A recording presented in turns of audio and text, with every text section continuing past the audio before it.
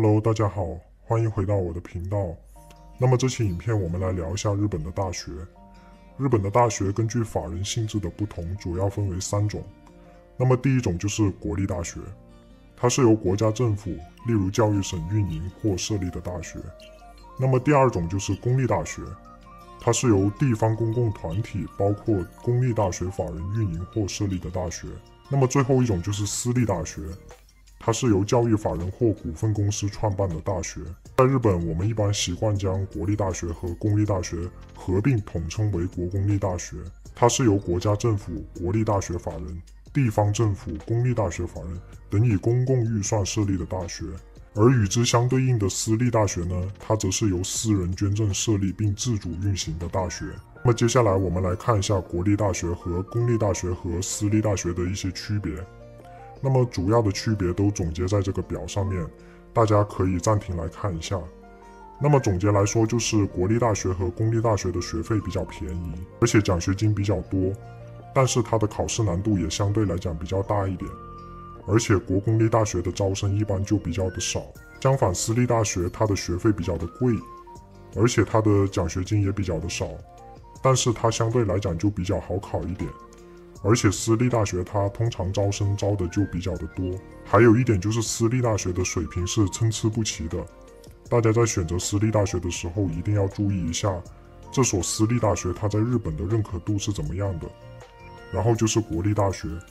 大家只要考上任何一所国立大学，那基本上都是有一定的认可度的，因为它是国家政府设立的大学，它的教育质量还有它的认可程度都是得到最基本的保障的。然后接下来我们来看一下日本的一些大学群。日本喜欢将一些性质比较相近的大学归类到一个群组，而且某一个大学可能被归类到好几个群组。那么关于这些群组，大家就自己暂停来看一下。其实不止日本了，世界上很多国家的大学都会被归类为某个群组。你比如说像美国的常春藤，还有中国的 C9。那么这张图从上到下就是显示大学的实力排名，还有考学难度。在越上面的就是越好的大学，同时也越难考。反之，在越下面的大学就相对来讲比较容易考一点。在这里稍微提一下就地大里面的东北大学，不是中国的那个东北大学哦，而是日本的7所旧制帝国大学之一的东北大学。那么有一个人物想必华人应该是家喻户晓，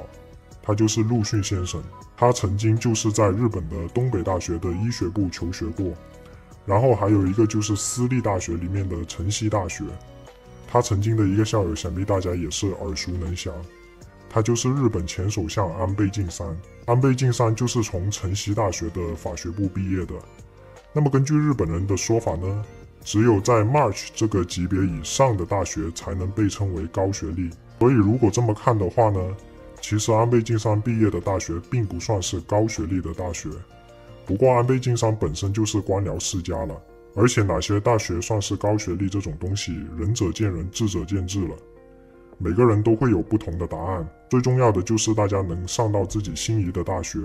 能学到自己想学的专业，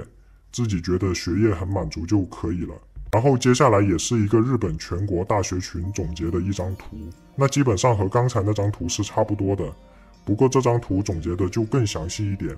那么大家也可以暂停来看一下。然后就是这里面的大学能够代表日本最高学术实力的，就是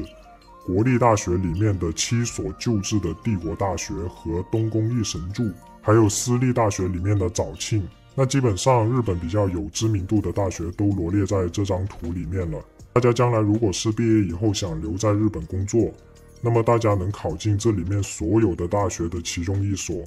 那基本上就职方面就不会有太大的困难。不过现在日本面临少子高龄化，所以说只要你不是太挑工作，将来毕业以后想留在日本，然后拿永住或者移民，那基本上就不会有太大的困难。日本相对来讲还是比较容易留下来的，而且日本政府也希望我们这些留学生能留下来，填补日本稀缺的劳动力人口。那么根据日本政府的统计数据，日本的大学应届毕业生的就职率能够达到97%以上。那么稍微了解一点经济学常识的人都知道，97%以上的就职率基本上就代表所有人都能找到工作。因为就职率是永远不可能达到100%的，就好比失业率也永远不可能达到0一样。好，那么这个就是 QS 世界大学排名的官方网站，这里就显示了日本的大学在世界范围内的排名。那具体的排名呢，大家就自己登录这个网站来看一下。然后就是泰晤士高等教育世界大学排名。那么关于日本的大学在这个机构的排名，也请大家自己登录它的官方网站来看一下。那不管是哪个机构的排名，排在最前面的基本上就是我刚才提到的7所旧制帝国大学和东宫一神柱，还有早庆。然后就是日本的诺贝尔奖的得奖情况。那日本的诺贝尔奖基本上都是由东京大学和京都大学所包揽。然后就是维基百科的页面，大家有没有发现，日本的诺贝尔奖基本上都是由国立大学所包揽，当然也有像私立大学的东京理科大学和公立大学的大阪市立大学。也就是说，如果我们看国立大学和私立大学有什么区别的话，国立大学更注重科学研究，更偏向培养科学家，而私立大学则更偏向培养社会性的人才。然后我们来看一下日本的国会议员他们的出身大学。首先是众议院的情况，那除了东京大学和京都大学以外，其他基本上都是私立大学。然后是参议院的情况，那基本和众议院的情况是差不多的，除了东京大学和京都大学和北海道大学以外，剩下的基本上都是私立大学。然后就是历代首相的出身大学，最多的就是东京大学。大家有没有发现一点，就是国会议员和首相的出身大学，最多的就是东京大学，而且从数量上来讲也远超京都大学。也就是说，如果要问东京大学和京都大学有什么区别的话，东京大学则更偏向于培养政治家，而京都大学则更偏向于培养科学家。当然这都是相对而言，而且是我自己个人的看法。然后接下来我想给大家介绍一些实用性的网站。首先是国立大学，一个是文部科学省的官方网站，一个是一般社团法人国立大学协会的官方网站。那么这两个网站都收集了所有的国立大学。然后就是公立大学，同样也是文部科学省的官方网站，还有就是一般社团法人公立大学协会的官方网站。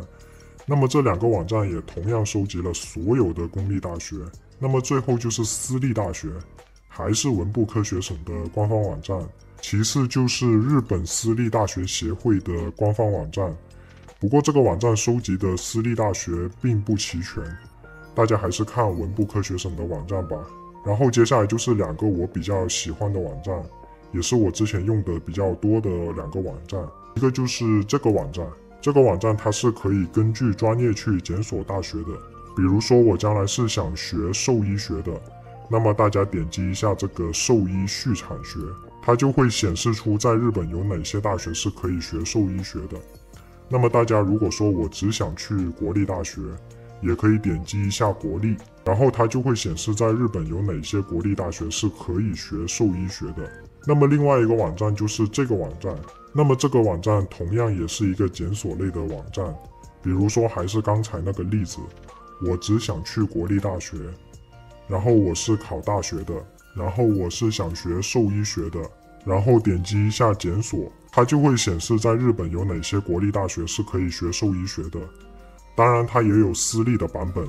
这个就是私立的版本，那具体的操作跟刚才国公立的版本是一样的，这里我就不一一的给大家去演示了。那么好，这期影片我们先讲到这里，感谢大家的观看，我们下期影片再见，拜拜。